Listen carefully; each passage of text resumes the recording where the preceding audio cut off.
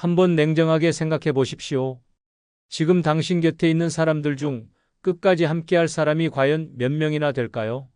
자식은 각자의 삶으로 바쁘고 친구는 전화 한 통 없이 멀어지며 배우자조차 어느 날 갑자기 먼저 떠날 수 있습니다. 결국 남는 건 관계가 아니라 혼자 남은 나이입니다. 젊을 때는 타인의 시선으로 살았지만 노년에는 오직 나 자신만이 나를 지켜줄 수 있습니다. 자식에게 의지하면 상처받고 이웃에게 기대면 더 외로워집니다. 노년을 지키는 건 인간관계가 아니라 스스로를 지키는 생활력과 판단력, 그리고 매일의 태도입니다. 오늘 영상에서는 노년엔 누구보다 나를 먼저 믿어야 합니다. 나를 지켜주는 6가지라는 주제로 무너지지 않는 노년을 위한 단단한 생존 전략을 알려드리겠습니다. 구독과 좋아요, 알림 설정 눌러주시면 바로 시작하겠습니다. 노년에 꼭 필요한 5가지 중 첫 번째는 체면보다 따뜻한 밥 한 끼 나눌 수 있는 사람 한 명입니다. 돈, 명예, 명함 그것들이 모두 사라지고 난 뒤 사람은 비로소 누구와 밥을 먹을 수 있느냐를 생각하게 됩니다. 당당하게 식당 문을 열고 들어가 젓가락을 집어든 내 앞에 앉아줄 사람. 체면 따질 필요도 자존심 세울 필요도 없이 그냥 말없이 국물 한 숟갈을 나눌 수 있는 친구. 그 한 사람이 있느냐 없느냐에 따라 노년의 외로움은 지옥이 되기도 천국이 되기도 합니다. 서울 마포의 한 조용한 한정식집. 66세의 정규호 씨는 낡은 점퍼를 입고 식당 문 앞에서 한참을 망설였습니다. 한때 무역업으로 잘 나가던 그는 몇 년 전 갑작스러운 환율 폭락으로 사업이 무너졌고 뒤이어 건강도 악화되면서 은둔처럼 살아가고 있었습니다. 가족과도 대화가 줄었고 자식들은 잘 지내라는 말만 던진 채 연락을 끊었습니다. 그날따라 유난히 힘들던 오후 정 씨에게 한 통의 전화가 걸려왔습니다. 형, 밥이나 먹자. 내가 마포에 괜찮은데 알아놨어. 그 목소리는 대학 시절 자취방을 함께 썼던 친구 임선호 씨였습니다. 얼마 만에 외식인지도 기억나지 않을 만큼 정 씨는 오랜만에 사람을 만났습니다. 푸짐하게 차려진 반찬, 따끈한 찌개 냄새, 사람들의 웃음소리가 오랜만에 정 씨의 코끝을 스쳤습니다. 하지만 정 씨는 젓가락을 들지 못했습니다. 숟가락을 손에 쥔 채 그는 작게 입을 열었습니다. 미안하다, 선호야. 요즘 내가 밥값 낼 형편도 안 되고. 그 말을 듣자 임 씨는 천천히 숟가락을 내려놓더니 정 씨를 바라보며 말했습니다. 형, 우리가 밥값 따지던 사이였어? 그냥 먹자. 오늘은 내가 사고 다음엔 형이 커피 한 잔만 사. 정 씨는 아무 말 없이 고개를 숙였습니다.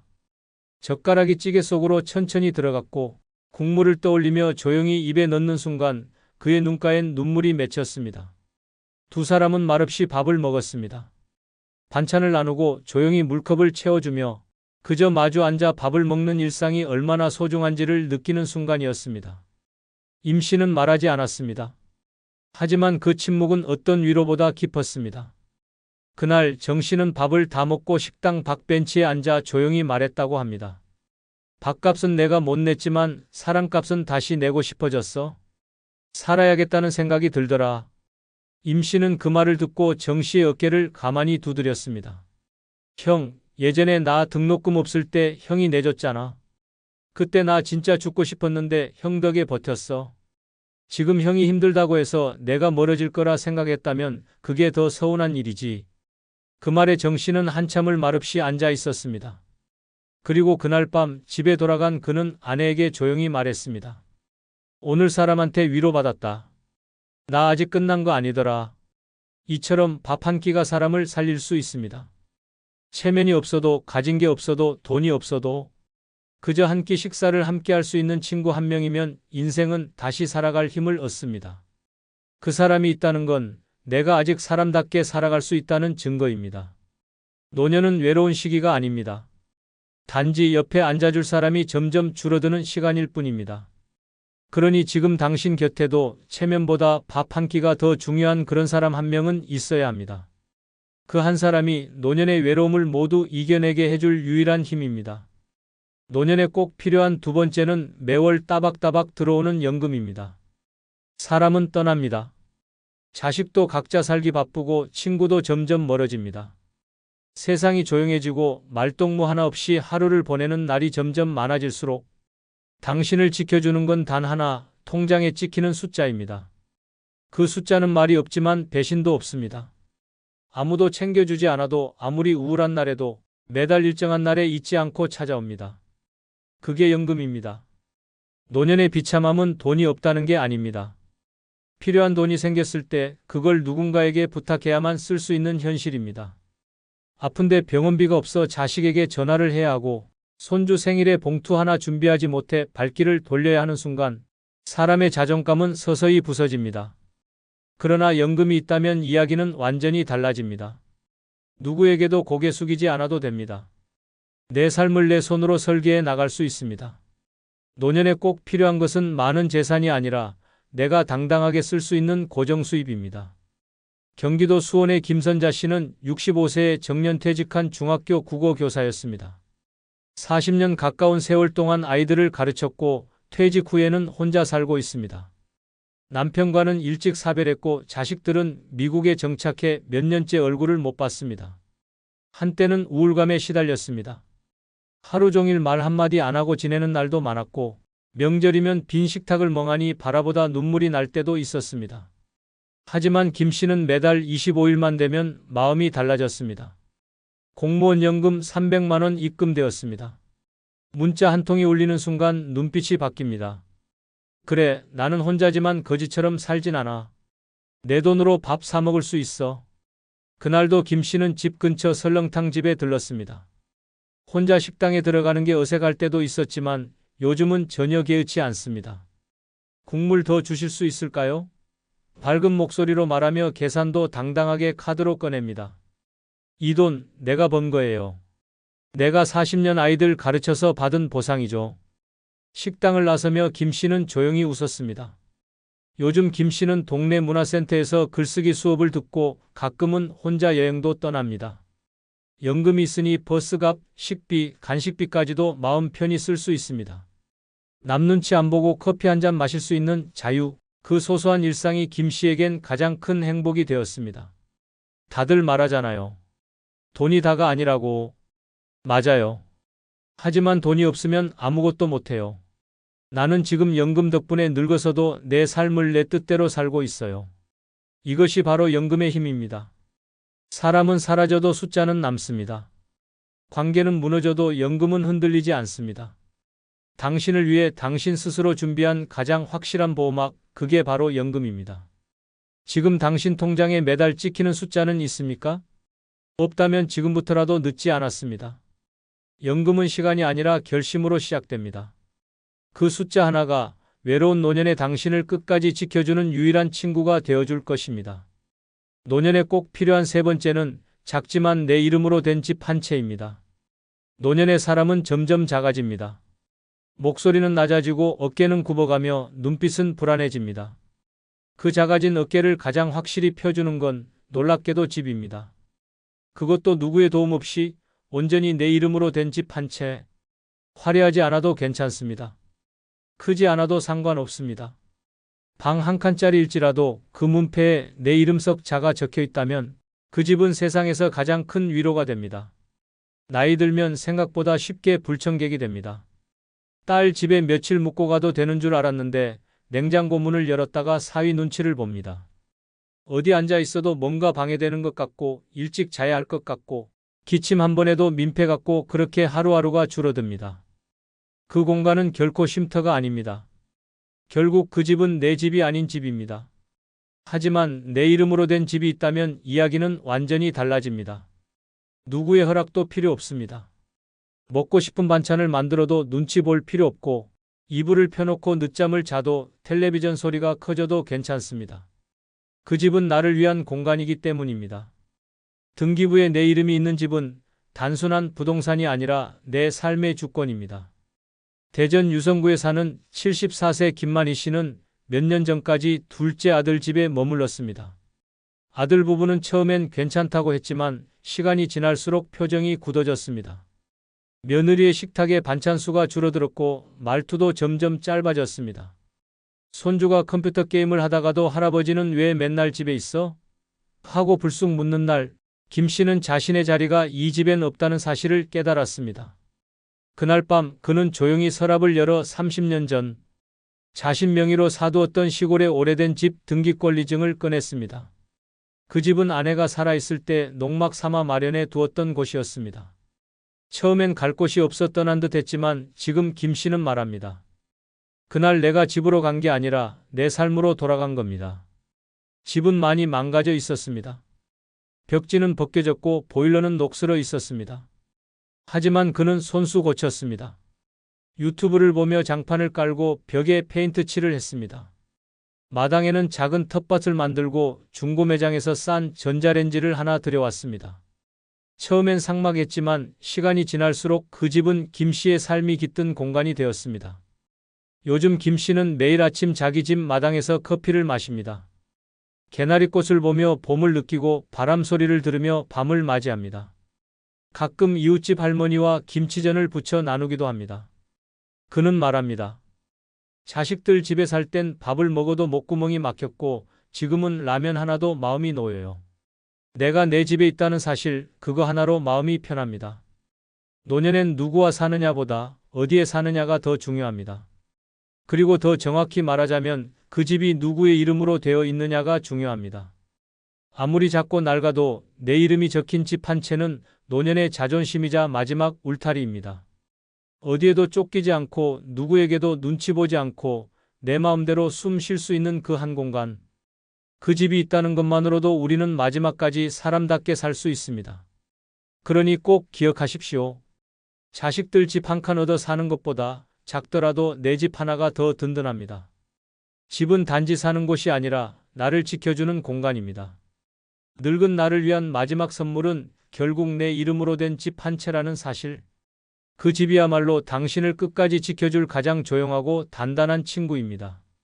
노년에 꼭 필요한 네 번째는 버림받지 않게 만드는 최소한의 자존심입니다. 노년의 비극은 외로움에서 시작되지 않습니다. 진짜 무너지는 순간은 나도 모르게 버림받는 순간입니다. 가족들과 밥을 먹으면서도 대화에 끼지 못하고 같은 공간에 있으면서도 존재감이 사라질 때 사람은 스스로를 잃기 시작합니다.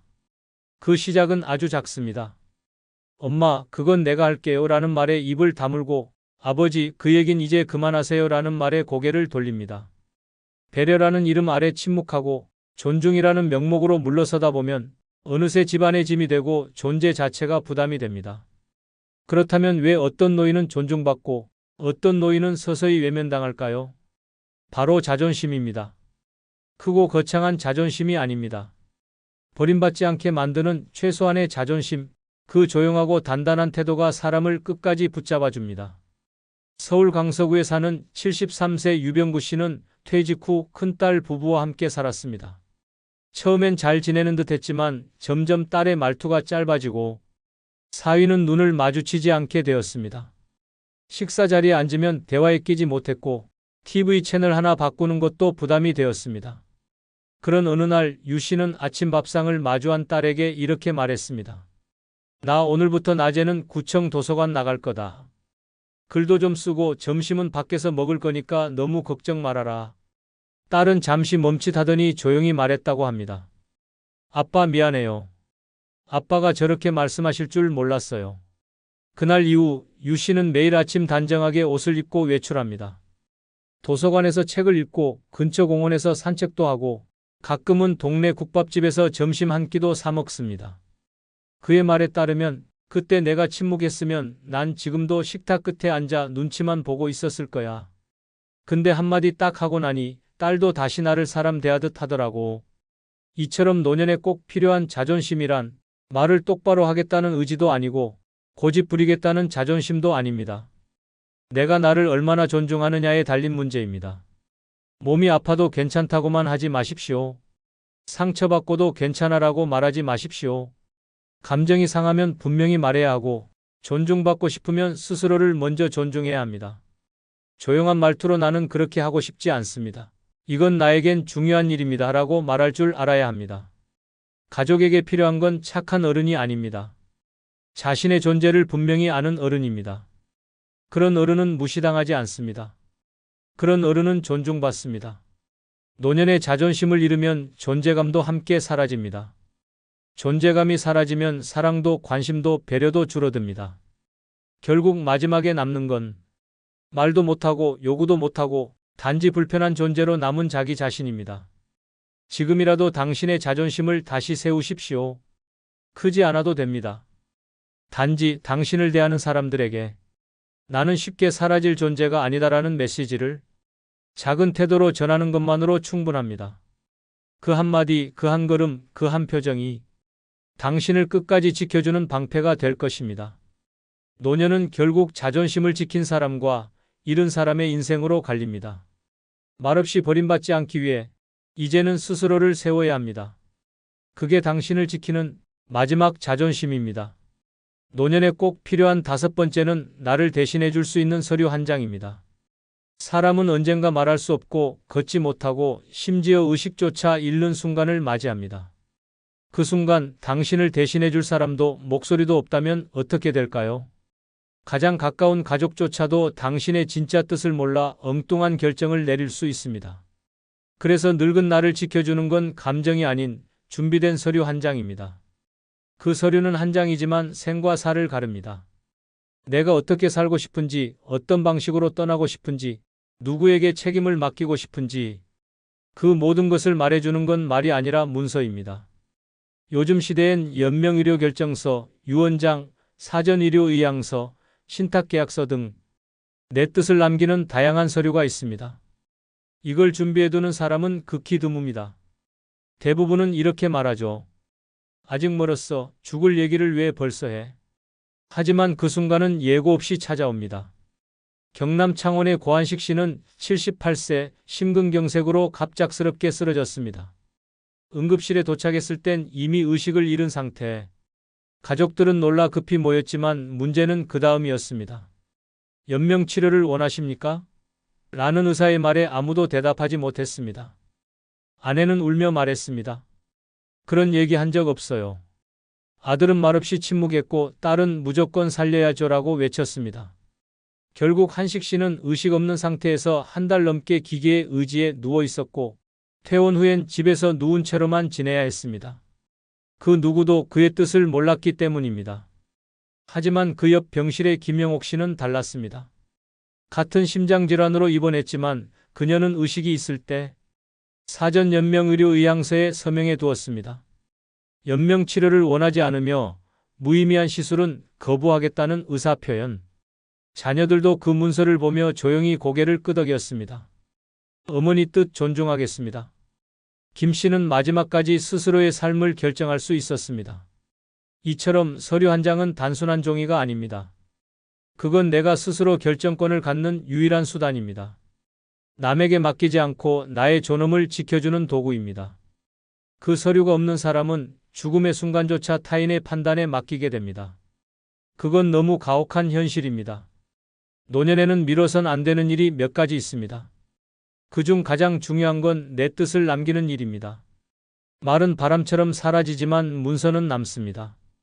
이름 석자와 사인, 날짜가 적힌 종이 한 장이 자식들 간의 다툼을 막고 나의 마지막을 평화롭게 합니다. 지금 당신은 준비되어 있습니까? 나는 아직 멀었다고 말하는 그 순간에도 시간은 흐르고 몸은 늙습니다. 건강할 때 써야 혈액이 있는 것이지 병원 침대 위에서는 어떤 서류도 작성할 수 없습니다. 자식에게 미안한 마음 남기지 않기 위해서라도 나중에 가족들이 죄책감에 울지 않도록 하기 위해서라도 지금 준비해 두어야 합니다. 사전 연명의료의향서, 유언장 한 장이면 됩니다. 그 서류가 늙은 나를 가장 분명하게 지켜주는 마지막 증거가 됩니다. 살아온 날들을 지켜낸 것도 대단하지만 떠나는 순간조차 내 방식대로 마무리할 수 있다면 그것이 진짜 아름다운 인생입니다. 그러니 오늘 하루 시간을 내십시오. 그리고 나를 대신해 줄 수 있는 서류 한 장을 써두십시오. 그 종이 한 장이 마지막까지 당신을 지켜줄 것입니다. 노년에 진짜 필요한 건 남의 인정을 받는 삶이 아니라 스스로를 지킬 수 있는 삶입니다. 누구도 대신 살아주지 못하고 아무도 끝까지 곁에 있어주지 않을 때 내가 나를 어떻게 대했는지가 남습니다. 작은 준비 하나, 사소한 선택 하나가 평생의 품격을 만들어냅니다. 늦지 않았습니다. 지금부터라도 나 자신에게 책임지는 삶을 시작하십시오. 그것이 외롭지 않은 노년, 무너지지 않는 인생의 조건입니다. 잠깐 여러분께 질문 하나 드릴게요. 오늘 하루 중에 진심으로 여러분을 걱정하고 안부를 물어본 사람이 몇 명이나 됩니까? 자식들은 돈 필요할 때나 연락하고, 친구들은 자기 자랑할 때만 만나자고 하고, 이웃들은 뒷담화 할 거리 찾으려고 관심 보이죠. 평생 남을 위해 살아왔는데 정작 내가 힘들 때 곁에 있어준 사람이 과연 몇 명이나 됐습니까? 아플 때, 병문안 와준 사람, 속상할 때 진심으로 위로해준 사람. 생각해보니 손가락에 꼽을 정도죠? 젊을 때는 인정 많은 사람이라는 말을 좋게 들었지만, 나이 들고 보니 그 인정이 독이 되고, 그 관계들이 짐이 되고, 그 사람들이 결국 내 에너지만 빼앗아 갔다는 걸 깨닫게 됩니다. 이제는 받아들여야 합니다. 노년의 진짜 행복은 혼자서도 충분히 만족스러운 삶에서 나온다는 것을요. 누구를 기다리지도 않고 누구에게 기대지도 않고 오직 나 자신만을 위한 시간.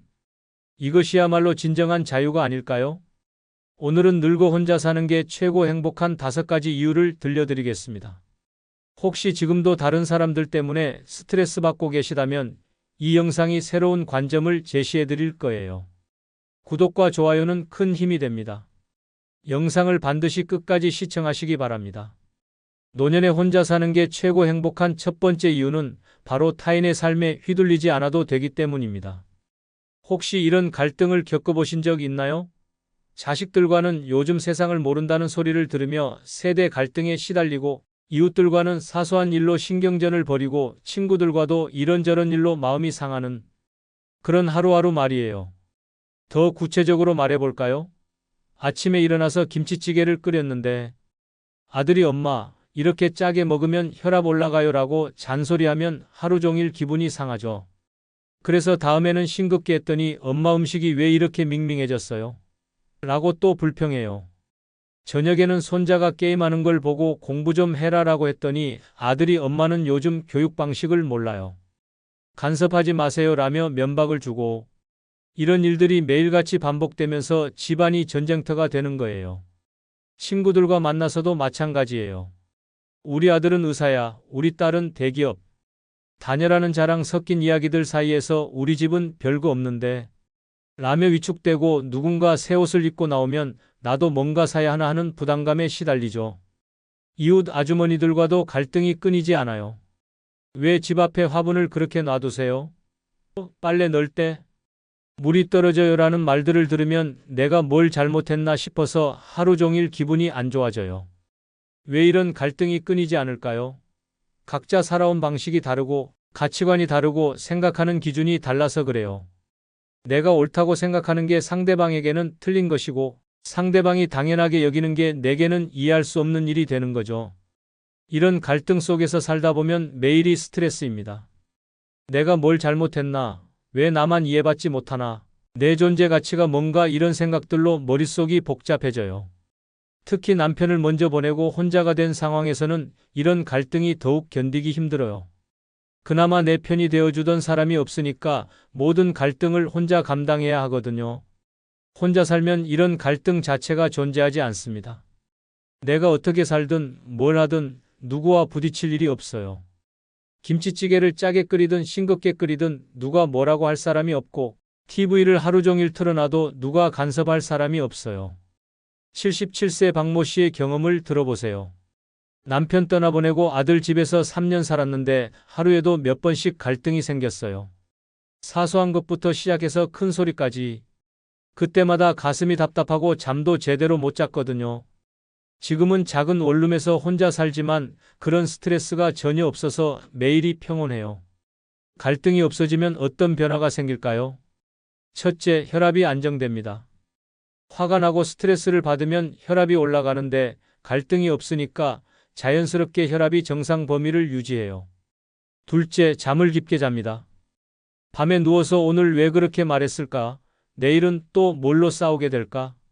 이런 걱정 없이 편안하게 잠들 수 있어요.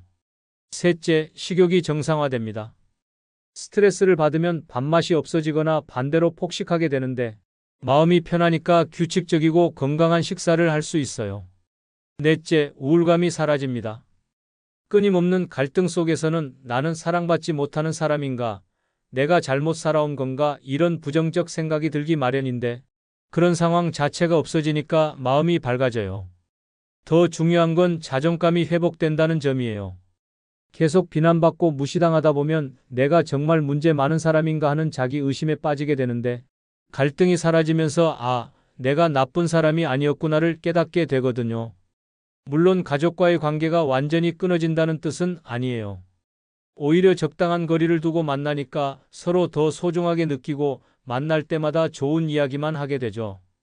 두 번째 이유는 바로 인간관계에서 오는 피로감과 상처를 줄일 수 있기 때문입니다. 관계가 피곤하다는 말 들어보신 적 있으시죠? 젊을 때는 몰랐어요. 사람들과 어울리는 게 즐겁고 누군가와 함께 있는 게 외롭지 않아서 좋다고 생각했죠. 그런데 나이가 들수록 점점 느끼게 돼요. 사람들과 만나는 게 이렇게 힘든 일이었구나라는 걸 말이에요. 왜 그럴까요? 나이가 들면서 에너지가 줄어드는 것도 있지만 무엇보다 관계 속에서 받는 스트레스가 예전보다 훨씬 크게 느껴지기 때문이에요. 젊을 때는 그냥 넘어갔던 말 한마디, 시선 하나가 이제는 마음에 깊이 박혀서 며칠씩 아프거든요. 특히 가족 관계에서 오는 피로감은 정말 심각해요.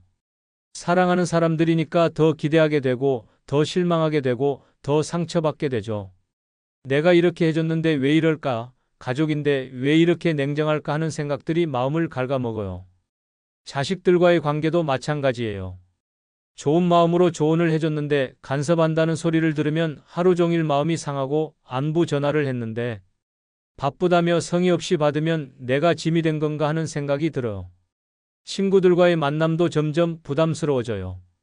만나면 온갖 자랑 이야기와 험담으로 가득하고 누군가는 우월감을 과시하고 누군가는 피해의식에 사로잡혀 있고 그런 사람들과 몇 시간 있고 나면 정신적으로 완전히 탈진 상태가 되죠. 혼자 살면 이런 관계적 피로감을 현저히 줄일 수 있습니다. 만나고 싶을 때만 만나고 만나고 싶지 않을 때는 만나지 않으면 되니까요. 억지로 참석해야 하는 모임도 없고 형식적으로 유지해야 하는 관계도 없어요. 82세 최모 씨의 고백을 들어보세요. 혼자 살기 전에는 일주일에 서너 번씩 누군가와 만났는데 만날 때마다 스트레스였어요. 집에 돌아와서는 오늘 또 왜 그런 말을 했을까? 저 사람이 나를 어떻게 생각할까 하며 혼자 되뇌곤 했죠. 지금은 정말 보고 싶은 사람하고만 만나니까 만남 자체가 즐거워졌어요. 관계의 선택권을 갖게 되면 질적으로 완전히 달라집니다. 의무감으로 만나는 관계가 아니라 진심으로 만나고 싶어서 만나는 관계만 남게 되거든요. 그러면 만남의 질이 높아지고 서로에게 상처 줄 일도 줄어들어요. 더 중요한 건 감정적 에너지의 보존입니다. 다른 사람들의 감정에 휘둘리지 않아도 되니까 내 감정을 내가 온전히 관리할 수 있어요. 누군가 화를 낸다고 해서 내가 덩달아 화날 필요도 없고 누군가 우울하다고 해서 내까지 우울해질 필요도 없어요. 관계에서 받는 상처도 현저히 줄어듭니다. 상처라는 건 기대와 현실의 차이에서 오는 거잖아요. 혼자 살면 다른 사람에 대한 기대 자체가 줄어들어. 이 사람이 나를 이해해 줄 거야. 이 사람은 나에게 이렇게 해줄 거야 하는 기대가 없으니까 실망할 일도 없는 거죠. 그렇다고 해서 모든 관계를 차단하라는 뜻은 아니에요. 오히려 관계의 질이 향상돼요. 억지로 만나던 관계들이 정리되고 나면 정말 소중한 몇 명과는 더 깊고 의미 있는 관계를 유지할 수 있거든요. 스스로를 돌보는 시간도 늘어납니다. 다른 사람들 감정 케어하느라 소진됐던 에너지를 이제 온전히 나를 위해 쓸 수 있어요. 내가 뭘 좋아하는지, 뭘 할 때 행복한지 다시 발견할 수 있죠. 무엇보다 마음의 평화를 얻을 수 있어요. 복잡한 인간관계의 소용돌이에서 벗어나니까 내 마음이 고요해져요. 다른 사람들의 말과 행동에 일희일비하지 않고 내 내면의 소리에 집중할 수 있게 되는 거예요. 물론 처음에는 외로울 수 있어요. 그동안 관계의 피로감에 지쳐 있으면서도 막상 혼자가 되면 적적할 수 있거든요. 하지만 이런 외로움은 일시적이에요. 진정한 평화와 자유를 맛보고 나면 다시는 복잡한 관계의 세계로 돌아가고 싶지 않을 거예요. 세 번째 이유는 바로 남의 시선에 휘둘리지 않아 당당해지기 때문입니다. 솔직히 고백하겠습니다. 우리는 평생을 남들이 어떻게 볼까 걱정하며 살아왔어요. 이 옷을 입으면 나이에 안 맞아 보일까? 이 행동을 하면 이상하게 생각할까? 우리 집이 너무 초라해 보일까? 이런 생각들이 머릿속을 끊임없이 맴돌면서 진짜 하고 싶은 것들을 포기하게 만들었죠. 더 심각한 건 가족들의 시선이에요. 자식들 앞에서는 아직 젊다는 걸 보여주려고 애쓰고 손자들 앞에서는 멋진 할머니가 되려고 노력하고 그런데 정작 그들이 원하는 할머니 상과 내가 되고 싶은 나 사이에는 항상 괴리가 있었어요. 동네 사람들의 시선도 부담스러웠죠. 저 할머니는 왜 혼자 다닐까? 자식들이 안 돌봐주나?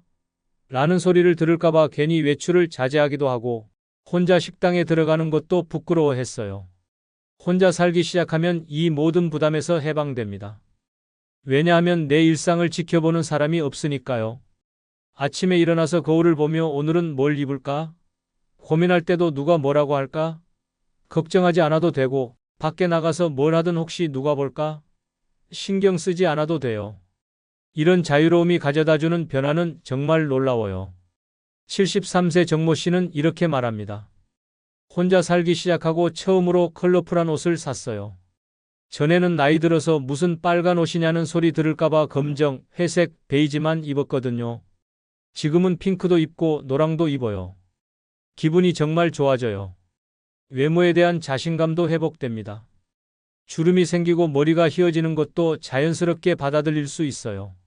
누군가 늙었다고 평가할 사람이 주변에 없으니까 나이 드는 것 자체를 부끄러워하지 않게 되거든요. 행동의 자유도도 완전히 달라집니다.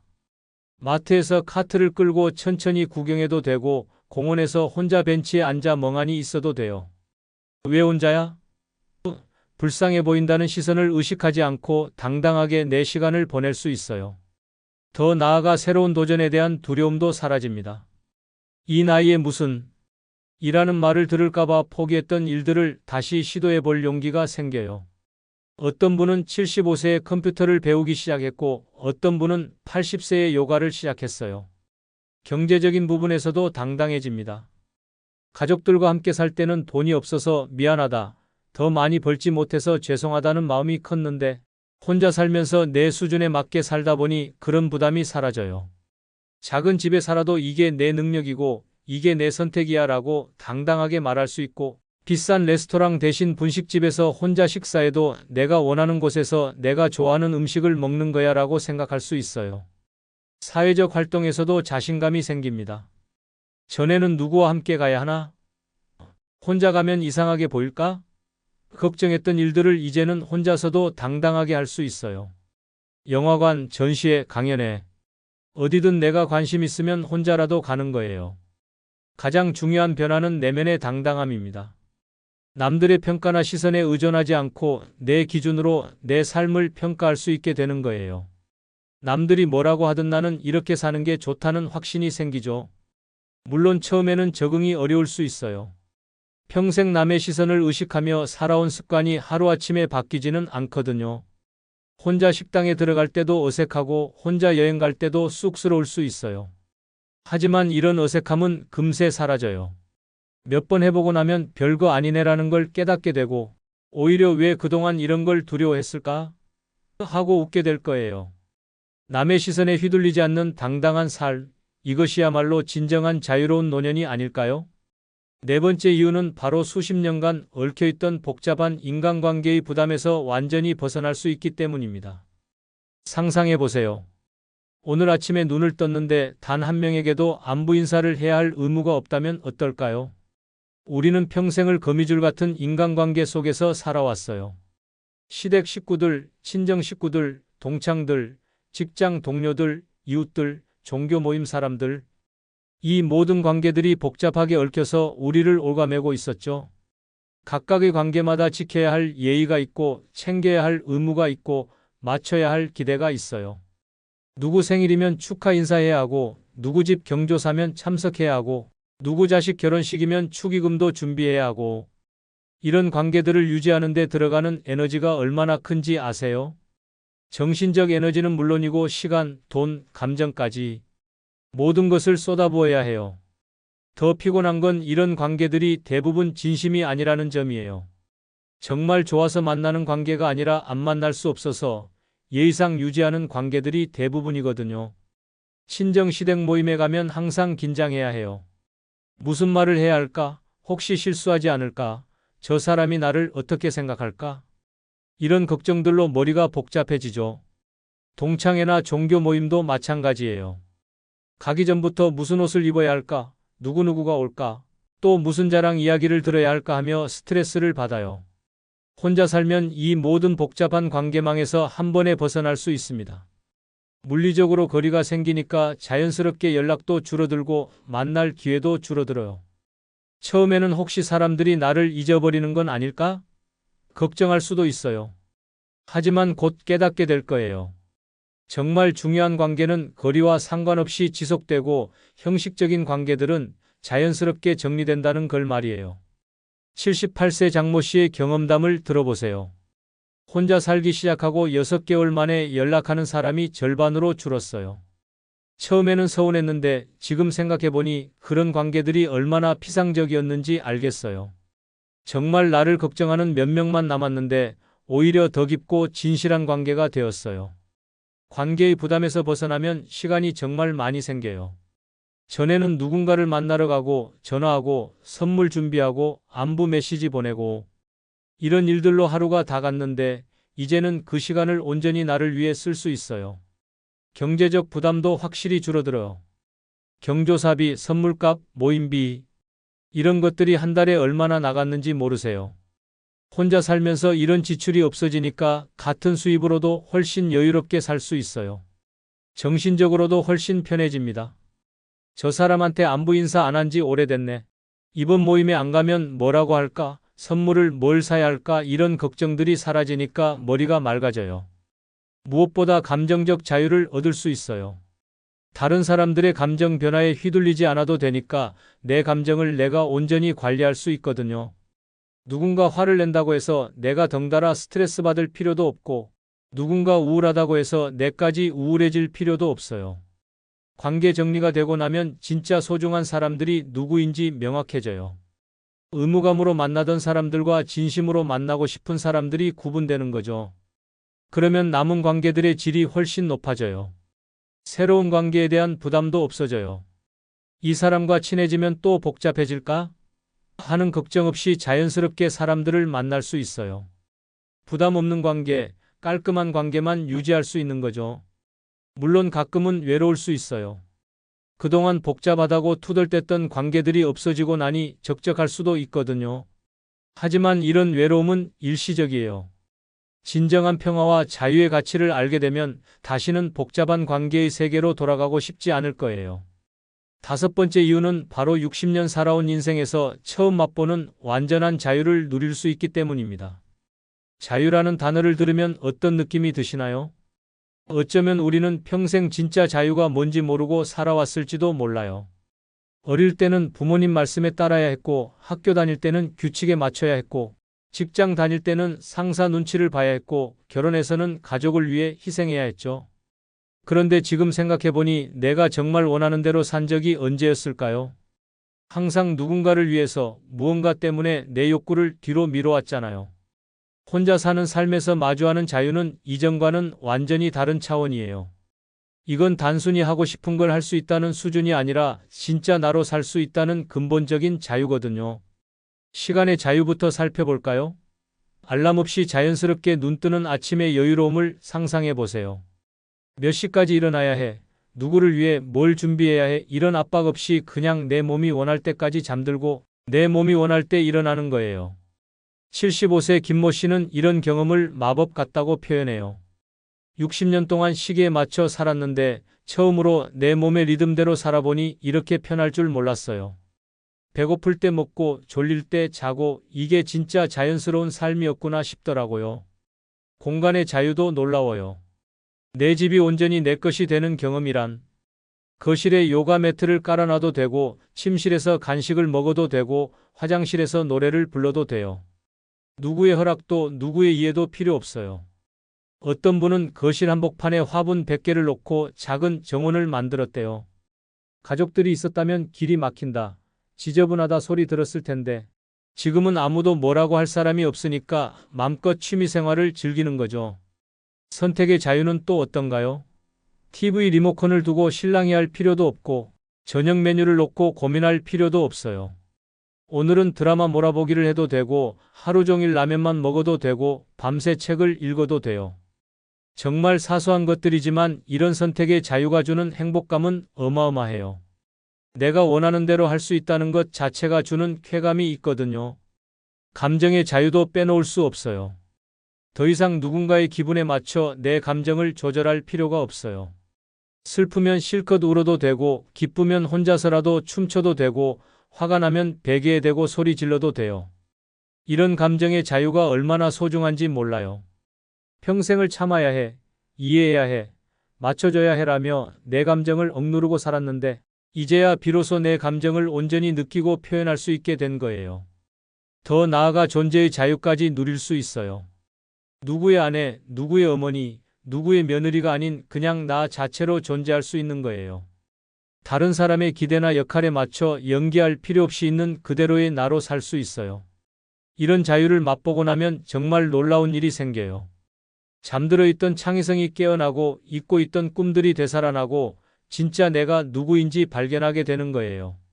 어떤 분은 70세에 시를 쓰기 시작했고 어떤 분은 75세에 그림을 그리기 시작했어요. 이런 재능이 있었나? 싶을 정도로 새로운 자신을 발견하는 거죠. 물론 처음에는 이런 자유가 어색할 수 있어요. 평생을 제약 속에서 살아온 사람이 갑자기 완전한 자유를 얻으면 이렇게 해도 되나? 하는 의문이 들 수 있거든요. 하지만 이런 의문도 금세 사라져요. 몇 번 자유를 만끽해보고 나면 이게 진짜 삶이었구나를 깨닫게 될 거예요. 문을 열고 나갔더니 통장 잔고가 13,000원이었습니다. 휴대폰 요금은 밀려있고 병원에서 준 처방전 들고 약국에 가기가 무섭습니다. 자식에게 전화하려다 혹시 또 돈 얘기할까 봐 조용히 폰을 내려놓았습니다. 눈은 침침하고 다리는 시큰한데 집안엔 밥보다 한숨이 많습니다. 이게 지금 대한민국 노인의 하루입니다. 무섭지만 이 현실이 바로 노년에 돈이 없을 때 벌어지는 일입니다. 황희정승은 나이는 들어도 마음이 늙지 않아야 한다고 했지만 가난 앞에선 마음이 먼저 늙습니다. 법정 스님도 가난은 부끄러운 게 아니지만 준비 없는 가난은 고통이다라고 말했습니다. 나이가 들수록 돈은 더 이상 소비의 수단이 아니라 삶의 자존심이 됩니다.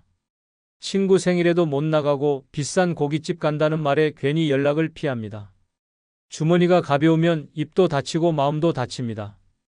삶의 숨통이 돈이란 줄로 서서히 내 숨을 조여오기 시작하는 것입니다. 그러다 어느 날 스스로를 세상에서 지워버리고 싶어집니다. 오늘 이 영상에서는 노년에 돈이 없을 때 왜 삶이 조용히 무너져 가는지 그 비참한 5가지 이유를 하나하나 알려드리겠습니다. 구독과 좋아요, 알림 설정 지금 눌러주시고 영상을 무조건 끝까지 시청하시기 바랍니다. 그래야 살아남을 수 있습니다. 노년에 돈이 없을 때 나를 숨조여오는 첫 번째는 친구들이 돈과 관련된 이야기를 할 때 조용히 듣기만 하게 되는 순간입니다. 처음엔 그냥 웃으며 넘깁니다. 이번에 어디 다녀왔다더라. 거기 펜션이 참 좋았다.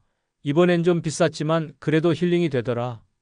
다들 돌아가며 한마디씩 이야기꽃을 피우는데 나는 괜히 입을 꾹 다뭅니다.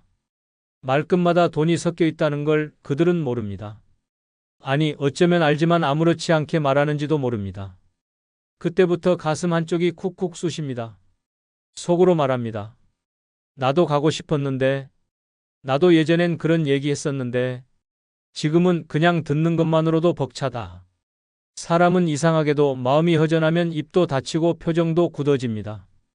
이야기엔 섞이지 못하고 웃음도 어색해지고 자꾸만 자리를 피하고 싶어집니다. 그 자리가 부러운 게 아니라 소외감을 견디기 힘든 것입니다. 나는 빠져도 되는 사람인가? 이 자리에 내가 왜 있는 거지? 조금씩, 아주 조금씩 존재 자체가 투명해지는 느낌이 스며듭니다. 무서운 건 이런 장면이 한 번이 아니라는 겁니다. 주말엔 어디서 밥을 먹었다. 이번엔 제주도가 좋더라. 다음엔 해외도 한번 가보자. 돈이 있는 사람들의 대화는 자연스럽게 경험을 공유합니다. 그리고 그 경험에는 늘 비용이 따라옵니다.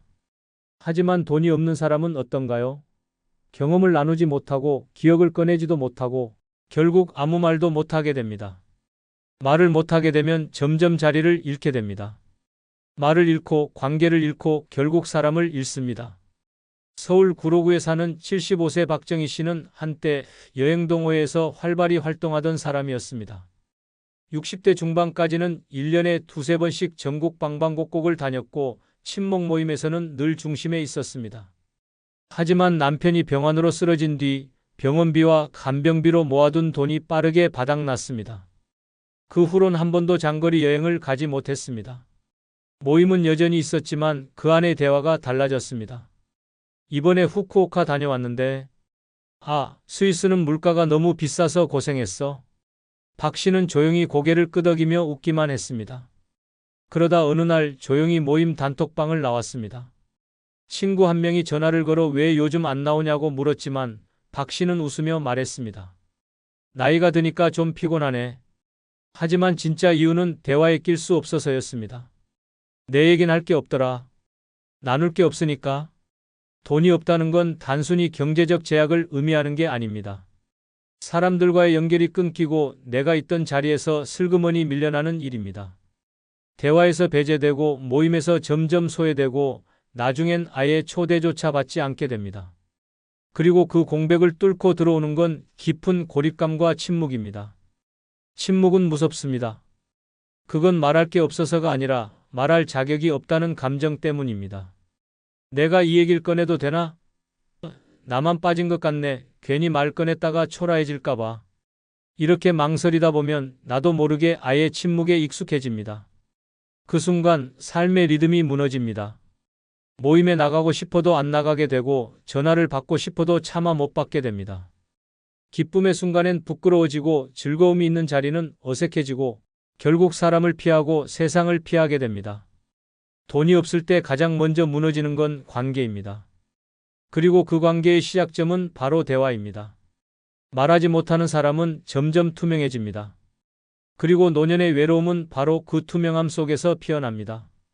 이 모든 게 시작된 건 친구들의 이야기 앞에서 그냥 조용히 웃으며 듣기만 했던 바로 그 순간이었습니다. 노년에 돈이 없을 때 나를 숨조여오는 두 번째는 손주. 생일에 용돈을 못 줄까봐 전화 한 통조차 망설여질 때입니다. 사람 마음이란 게 그렇습니다. 축하하고 싶은 날일수록 마음이 더 조심스러워집니다. 손주 생일날 달력에 빨간 동그라미를 쳐놓고도 휴대폰을 열었다 닫았다 수십 번. 전화를 걸었다가도 끊어버리고 문자를 쓰다 지우고 결국엔 내일 하자 하며 하루를 넘깁니다. 그런데 그 내일이 반복되면 어느새 그 아이는 내가 어떤 날 태어났는지도 모르는 사람이 됩니다. 내가 축하한다고 말은 해도 줄 게 없으면 무슨 소용인가. 그 생각이 마음을 짓눌러 옵니다. 예전엔 생일 케이크에 촛불을 켜주고 작은 봉투라도 하나 건네며 꼭 안아주던 사이였는데 이제는 그 아이의 사진을 보기만 해도 괜히 한숨부터 나옵니다. 내가 할아버지 할머니 만나 그냥 그림자 같은 존재가 된 것 같네. 이건 단순한 돈 문제가 아닙니다. 내가 가족 안에서 어떤 존재로 느껴지는지 그 자리에서 밀려나고 있다는 감각입니다. 사랑하는 아이에게 다가가지 못하고 축하한다는 말조차 미안해서 꺼내지 못할 때 사람은 스스로를 쓸모없는 존재로 느끼기 시작합니다. 그게 가장 무섭습니다. 충남 아산에 사는 78세 이영자 씨는 두 손주가 있습니다. 손자 생일이 다가오던 어느 날 통장 잔고가 4만 원이었습니다. 병원 진료비며 관리비를 빼면 남는 돈은 없었고 손자에게 줄 용돈도 마련할 수 없었습니다. 그냥 얼굴이라도 보러 가자는 생각을 했지만 괜히 쓸쓸해질까 봐 발길이 떨어지지 않았습니다. 결국 그날 전화도 하지 못했습니다. 며칠 뒤 딸에게 전화가 왔습니다. 엄마, 애가 생일날 전화 안 왔다고 서운해하더라. 그 말을 듣고 이 씨는 처음으로 휴대폰 앞에서 울었습니다. 돈이 없다는 게 이렇게 마음까지 움켜쥐는 일인 줄은 몰랐다고 했습니다. 그날 이후 아이 생일엔 전화라도 꼭 걸자 다짐했지만 여전히 통화 버튼을 누르는 건 두렵습니다. 이번에도 줄 게 없는데 또 실망할까 봐. 노년에 돈이 없으면 사랑조차 위축됩니다. 표현하고 싶지만 표현할 수 없는 마음이 쌓이면 그 관계는 서서히 멀어집니다. 아이 입장에선 그냥 전화 안 온 할머니지만 그 안에는 줄 게 없어서 말을 못 꺼낸 깊은 상처가 숨어 있습니다. 더 무서운 건 이런 일이 한 번이 아니라는 겁니다. 입학할 때, 졸업할 때, 어린이날, 추석, 크리스마스. 어느 날부턴가 이 모든 날이 피하고 싶은 날이 됩니다. 전화 한 통에 담긴 축복조차 돈 앞에서 움츠러듭니다. 그리고 그 마음은 결국 이렇게 굳어집니다. 내가 사라져도 저 아이는 괜찮겠지. 나는 없어도 되는 사람인가 보다. 그 외로움은 조용히 하지만 확실하게 사람의 정신을 무너뜨립니다. 돈이 없으면 말수가 줄고 말수가 줄면 관계가 사라지고 관계가 사라지면 존재가 흐려집니다. 그리고 그 시작은 생일 축하한다는 한마디조차 망설이게 되는 그 순간입니다. 그저 용돈이 없어 전화를 못 걸었다고요? 아닙니다. 그건 사랑하고 있음에도 다가가지 못하는 가장 안타깝고 아픈 마음의 표현입니다. 그리고 그 아픔은 노인의 하루를 가장 조용하게, 가장 깊이 조여옵니다. 노년에 돈이 없을 때 나를 숨조여오는 세 번째는 만나고 싶은 친구나 지인이 있어도 돈 걱정 때문에 연락조차 포기하게 되는 순간입니다. 갑자기 떠오른 얼굴이 있습니다. 예전 직장 동료, 동창 혹은 같은 병원에서 우연히 친해졌던 사람. 문득 그 사람이 보고 싶어집니다.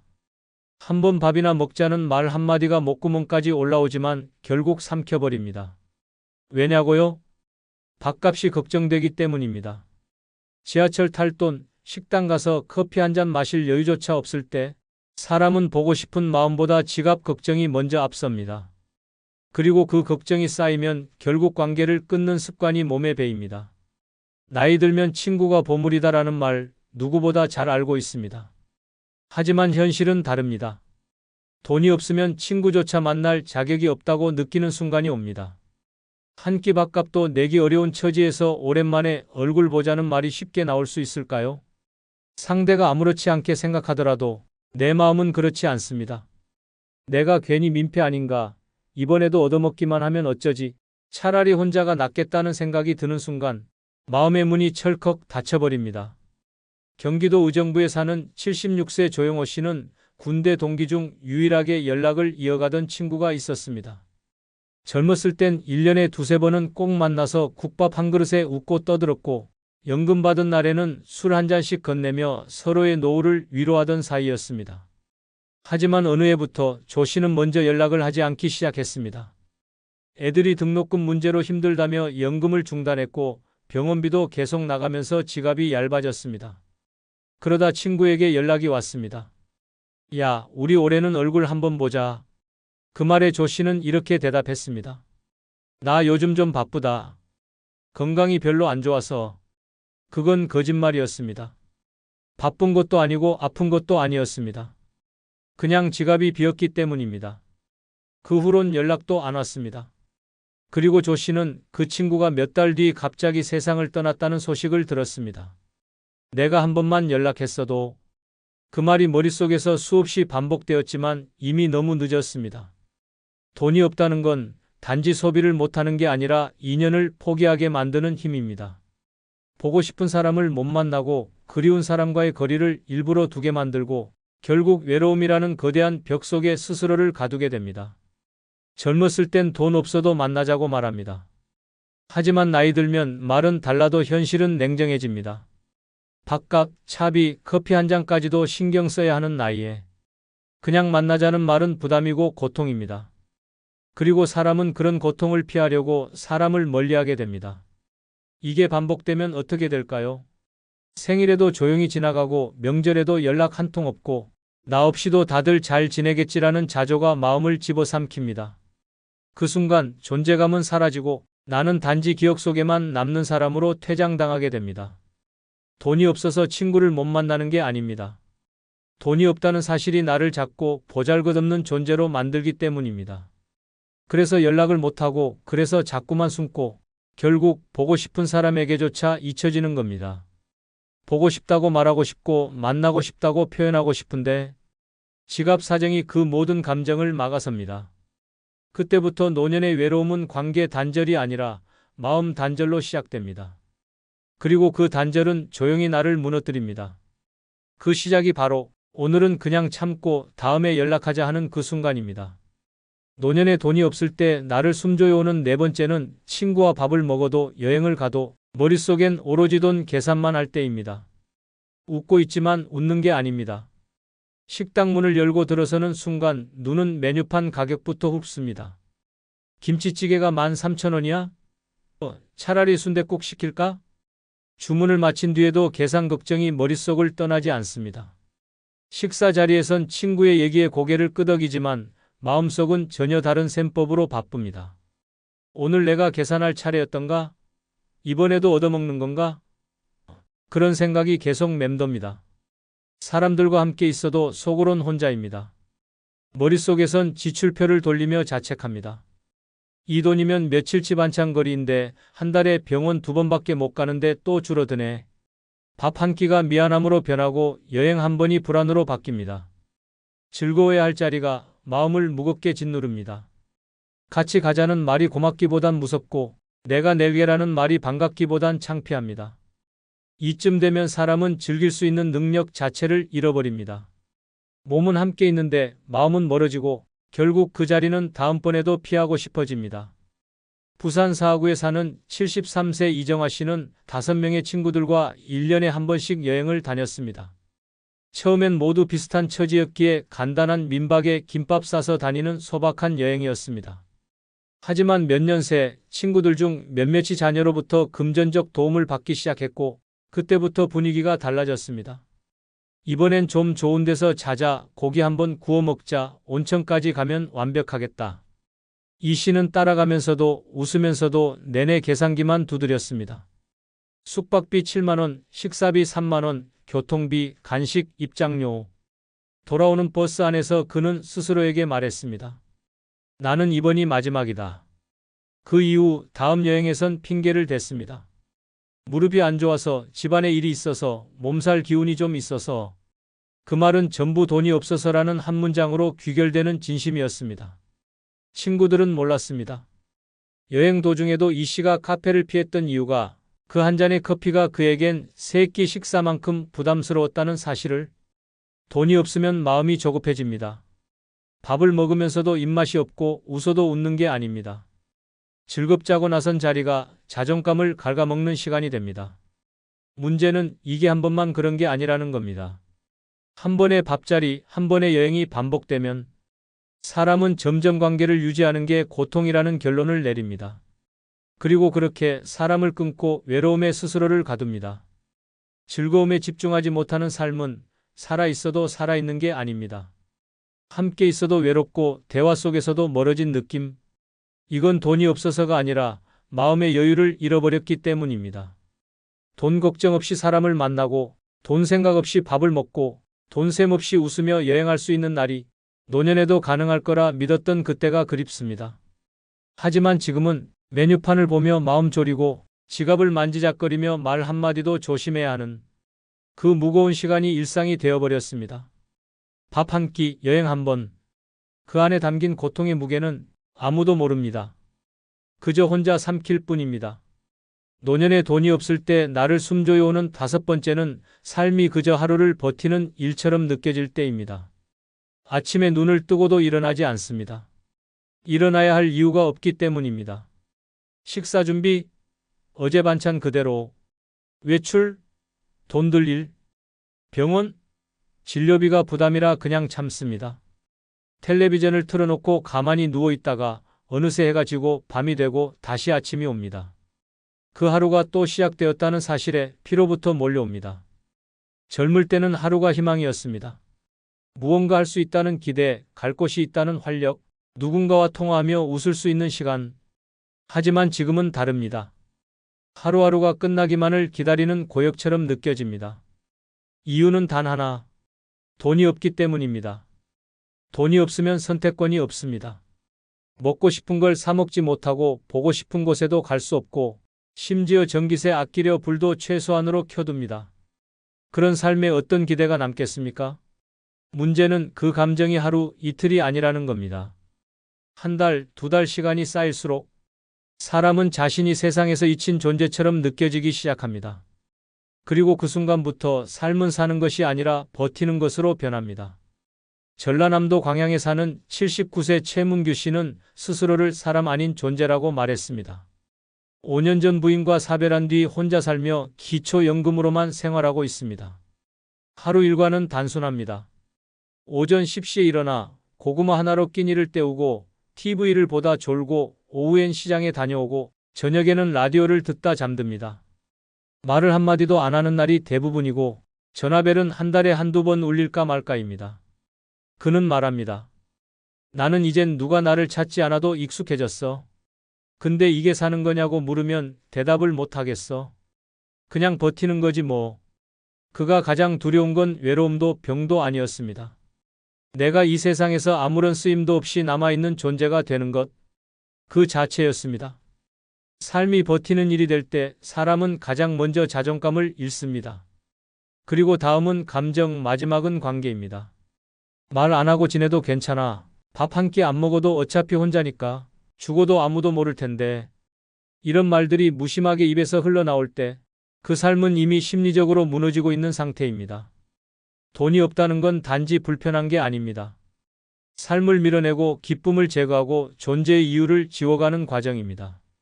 그리고 그렇게 지워지는 과정은 누구에게도 보이지 않습니다. 혼자서 견디고 혼자서 삼키고 결국엔 아무도 모르게 조용히 무너집니다. 지금도 많은 노인들이 나는 괜찮아라며 말합니다. 하지만 그 속엔 누구에게도 짐이 되고 싶지 않아서라는 말 못할 체념이 숨어 있습니다. 그리고 그 체념은 어느새 일상화되어 하루하루를 견디는 삶이라는 무거운 틀로 굳어져 갑니다. 그것이 노년에 돈이 없을 때 가장 깊고 조용하게 목을 조여오는 5번째 고통입니다. 앤드류 카네기는 노년에 가난하다는 것은 젊어서 잘못 살았다는 증거다라고 말했습니다. 벤자민 프랭클린도 젊을 때 전략하지 않으면 늙어서 비굴하게 살아야 한다고 경고했습니다. 노년에 돈이 없으면 마음부터 무너지고 관계는 멀어지고 결국 삶은 견디는 것으로 변합니다. 하지만 지금부터라도 늦지 않았습니다. 큰 돈이 아닌 작은 돈을 꾸준히 쌓는 습관이 노년을 바꿉니다. 하루 1,000원이라도 목적 있게 모으고 무조건 통장을 분리하며 정기적 지출을 기록하는 것만으로도 삶은 달라집니다. 가장 중요한 건 남을 위해 모으는 돈이 아닌 나를 위해 쓰는 돈을 따로 만들어야 한다는 점입니다. 자식 걱정보다 내 노후가 먼저입니다. 작은 준비가 내 노년의 숨통을 지켜줄 유일한 길입니다. 화내는 사람 때문에 스트레스 받지 마세요. 상대방이 화를 낸다고 해서 여러분까지 기분 나빠할 필요는 없습니다. 중요한 것은 올바른 대처법을 아는 것입니다. 많은 분들이 상대방이 화를 내면 당황해서 엉뚱한 반응을 보이거나 아예 피해버리는데 이는 근본적인 해결책이 아닙니다. 화내는 사람을 다루는 데는 분명한 원칙과 방법이 있습니다.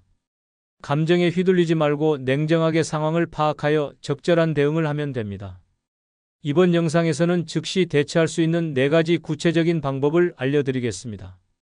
이론적인 설명보다는 실제 상황에서 바로 써먹을 수 있는 실용적인 기술들입니다. 이 방법들만 제대로 익히면 앞으로는 누가 화를 내든 당황하지 않고 차분하게 대처할 수 있을 것입니다. 구독, 좋아요, 알림 설정 꾹 눌러주시고 주변의 소중한 분들에게 공유해 주시기 바랍니다. 욱하고 화 잘 내는 사람에게 현명한 첫 번째 대처법은 공감과 이해를 표현하는 것입니다. 나이가 들수록 주변 사람들과의 관계에서 서로를 이해하는 것이 얼마나 중요한지 더욱 깨닫게 됩니다. 특히 오랜 세월을 함께 살아온 가족이나 이웃이 화를 낼 때 무작정 맞서거나 피하기만 해서는 근본적인 해결이 되지 않습니다. 진정한 해결책은 바로 따뜻한 공감에서 시작됩니다. 많은 분들이 상대방이 화를 낼 때 왜 그렇게 화를 내느냐며 화내는 행동 자체를 문제 삼습니다. 하지만 이런 접근은 상대방을 더욱 자극할 뿐입니다. 화를 내는 사람은 자신의 감정을 인정받고 싶어 합니다. 설령 그 화가 불합리해 보일지라도 그 순간만큼은 상대방에게 충분히 타당한 이유가 있는 것입니다. 공감의 첫 번째 단계는 상대방의 감정을 그대로 받아들이는 것입니다. 정말 속상하셨겠어요? 라는 말 한마디가 상대방의 마음을 얼마나 편안하게 만들 수 있는지 모릅니다. 이때 중요한 것은 진심으로 그렇게 생각해야 한다는 것입니다. 억지로 하는 공감은 오히려 상대방을 더욱 화나게 만들 수 있습니다. 예를 들어 남편이 직장에서 스트레스를 받고 집에 와서 화를 낼 때를 생각해 보세요. 오늘 하루 정말 힘드셨겠어요? 라고 말하면서 어깨를 살짝 토닥여주는 것만으로도 상황은 완전히 달라집니다. 남편은 자신의 고생을 알아주는 아내가 있다는 것에 위안을 받고 화도 자연스럽게 가라앉게 됩니다. 공감의 두 번째 단계는 상대방의 입장에서 상황을 이해하려고 노력하는 것입니다. 그런 상황에서는 누구나 화가 날 수 있어요 라고 말하면서 상대방의 감정을 정당화해 주세요. 이것이 바로 공감의 핵심입니다. 상대방이 틀렸다고 생각하더라도 그 순간만큼은 상대방의 편에 서서 이해하려고 노력하는 것입니다. 평생을 살아오면서 우리는 수많은 사람들과 관계를 맺어왔습니다. 그 과정에서 배운 가장 중요한 지혜 중 하나가 바로 상대방의 마음을 읽는 능력입니다. 화가 난 사람의 표정과 목소리 톤을 보면 그 사람이 얼마나 힘든지 알 수 있습니다. 이런 관찰력을 바탕으로 적절한 공감을 표현하는 것이 중요합니다. 공감을 표현할 때 사용할 수 있는 구체적인 말들을 알아보겠습니다. 정말 답답하셨겠어요? 얼마나 힘드셨을까요? 그런 기분 이해해요. 정말 속상하셨겠어요? 같은 표현들이 효과적입니다. 이런 말들은 상대방에게 나는 당신의 감정을 이해하고 있다는 메시지를 전달합니다. 공감을 표현할 때 목소리 톤도 매우 중요합니다. 평소보다 조금 더 부드럽고 따뜻한 목소리로 말하세요. 너무 큰 소리로 말하면 상대방이 부담스러워할 수 있고, 너무 작은 소리로 말하면 진정성이 느껴지지 않을 수 있습니다. 적당한 크기의 목소리로 천천히 말하는 것이 가장 좋습니다. 몸짓 역시 공감을 전달하는 중요한 수단입니다. 상대방에게 다가가서 어깨를 가볍게 토닥이거나 손을 잡아주는 것도 좋습니다. 단, 상대방이 너무 화가 나서 신체 접촉을 원하지 않을 수도 있으니 상황을 잘 판단해서 행동하세요. 만약 접촉이 어렵다면 고개를 끄덕이거나 상대방을 바라보는 것만으로도 공감을 표현할 수 있습니다.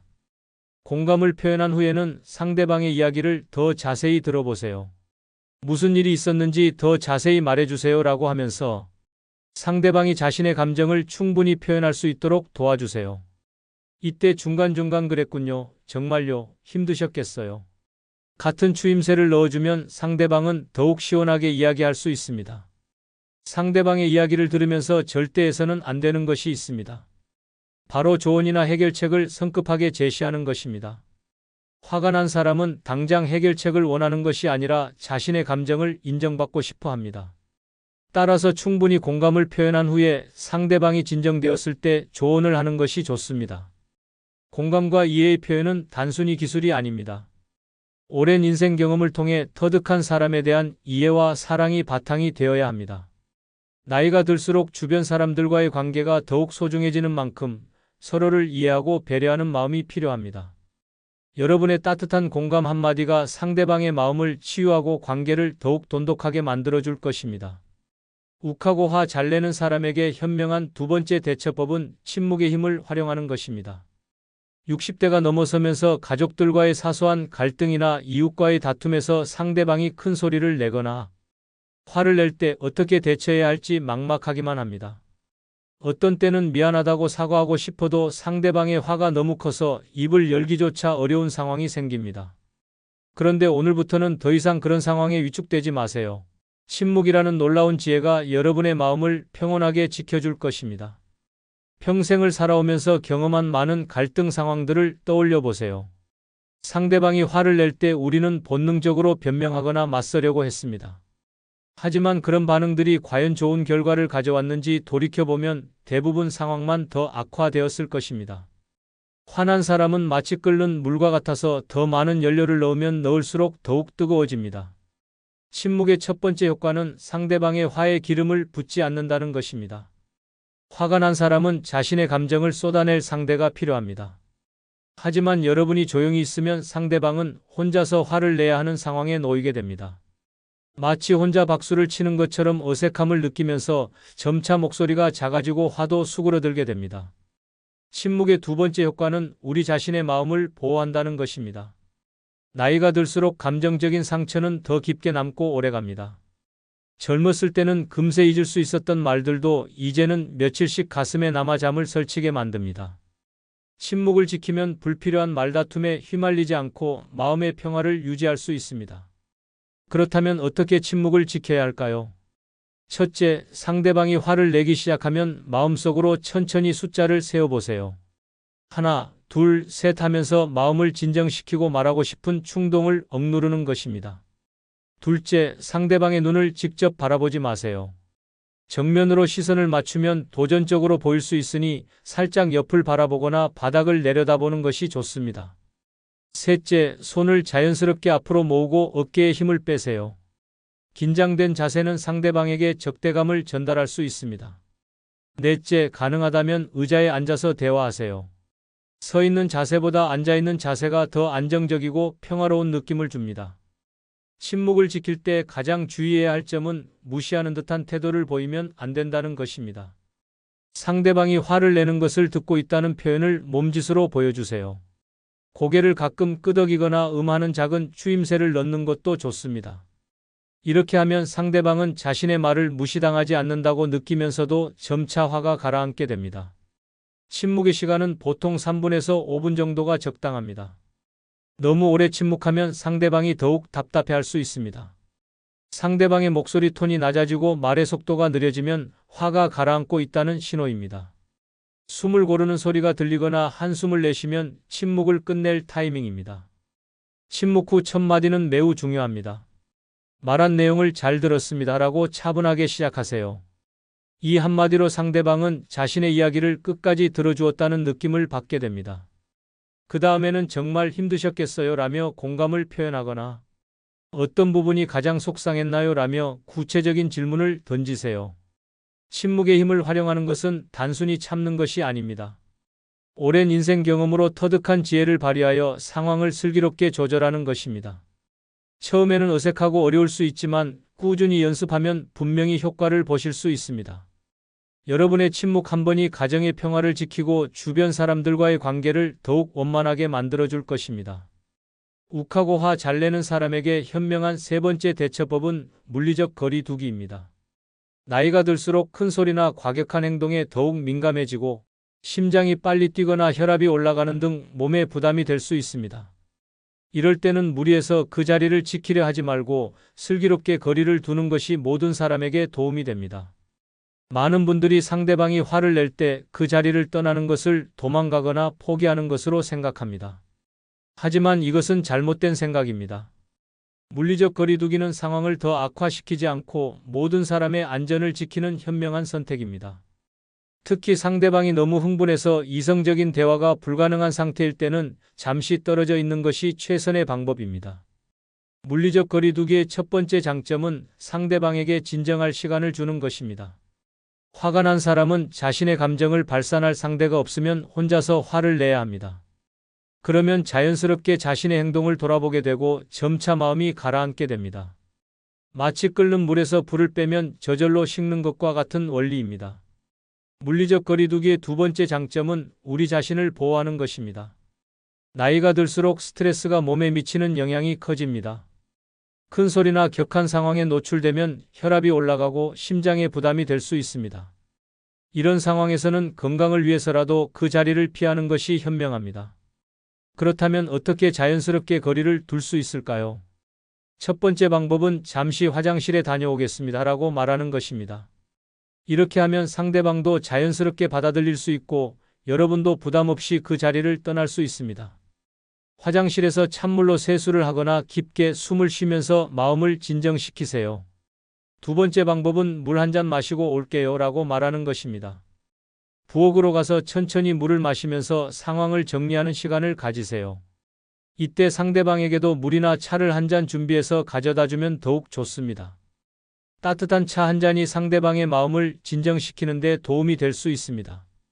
세 번째 방법은 잠시 바람을 쐬고 오겠습니다 라고 말하는 것입니다. 집 앞 마당이나 베란다로 나가서 신선한 공기를 마시면서 마음을 가라앉히세요. 자연의 소리나 바람을 느끼는 것만으로도 스트레스가 많이 해소됩니다. 거리를 둘 때 가장 중요한 것은 상대방에게 도망가는 것이 아니라 잠시 쉬는 것이라는 느낌을 주는 것입니다.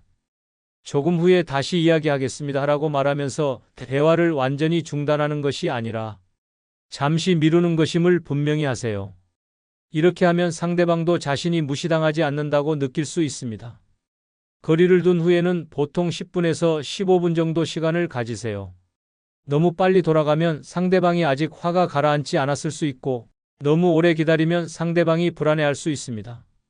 상대방의 목소리가 들리지 않거나 조용해지면 슬슬 돌아갈 타이밍입니다.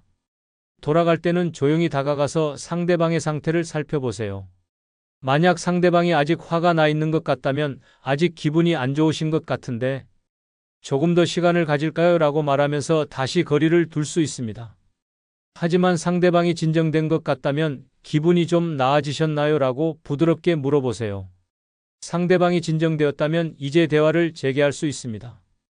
이때 처음부터 문제를 해결하려고 하지 말고 아끼는 제가 상황을 잘 이해하지 못했던 것 같습니다. 라고 말하면서 상대방의 이야기를 다시 들어보세요. 잠시 떨어져 있던 시간 동안 상대방도 자신의 감정을 정리했을 것이기 때문에 더 차분하게 대화할 수 있을 것입니다. 물리적 거리두기를 할 때 절대 해서는 안 되는 것이 있습니다. 첫째, 문을 세게 닫거나 큰 소리를 내면서 나가면 안 됩니다. 이런 행동은 상대방을 더욱 자극할 수 있습니다. 둘째, 너무 오래 돌아오지 않으면 상대방이 불안해하거나 더 화가 날 수 있습니다. 셋째, 돌아와서 왜 그렇게 화를 냈느냐며 상대방을 비난하면 안 됩니다. 물리적 거리두기는 단순히 피하는 것이 아니라 상황을 슬기롭게 관리하는 방법입니다. 오랜 인생 경험을 통해 언제 물러서야 하는지 아는 것도 중요한 지혜입니다. 때로는 한 발 물러서는 것이 두 발 나아가는 것보다 더 큰 용기가 필요할 수 있습니다. 여러분의 현명한 선택이 모든 사람에게 평화로운 시간을 선사할 것입니다. 욱하고 화 잘 내는 사람에게 현명한 네 번째 대처법은 화제 전환과 관심 돌리기입니다. 지금까지 침묵의 힘, 공감의 표현, 물리적 거리두기를 배웠다면 이제는 상대방의 관심을 다른 곳으로 자연스럽게 유도하는 방법을 알아보겠습니다. 나이가 들수록 한 가지 일에 집중하는 시간이 길어지고 화가 나면 그 감정에서 쉽게 벗어나지 못하는 경우가 많습니다.